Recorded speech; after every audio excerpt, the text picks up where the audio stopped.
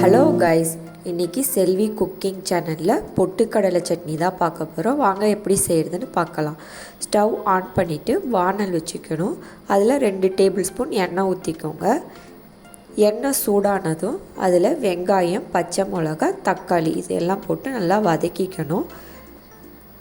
இது எங்கள் அம்மா ஸ்டைல் சட்னி, நல்லா டேஸ்ட்டாக இருக்கும். ட்ரை பண்ணி பாருங்கள்.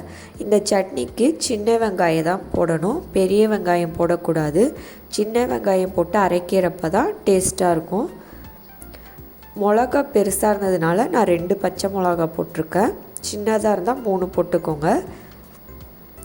வெங்காயம் நல்லா வதங்கி கோல்டன் ப்ரௌன் வந்ததுக்கப்புறம் அதில் 2 கைப்பிடி பொட்டுக்கடலை போட்டுக்கணும்.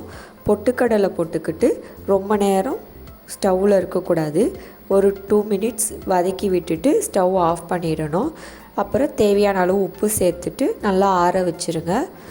ஆறுனதுக்கப்புறம் மிக்சியில் போட்டு நல்லா அரைச்சிக்கோங்க. ஃபைனாக அரைச்சதுக்கப்புறம் அதில் கடுகு, கருவேப்பிலை, உளுந்து போட்டு தாளித்து கொட்டிக்கோங்க. இந்த சட்னியை கரைக்காமல் கெட்டியாக இட்லி தொட்டு சாப்பிட்றப்ப அவ்வளோ சூப்பராக இருக்கும். ட்ரை பண்ணி பாருங்கள். மறக்காமல் செல்வி குக்கிங் சேனலுக்கு சப்ஸ்கிரைப் பண்ணிவிடுங்க. தேங்க்யூ.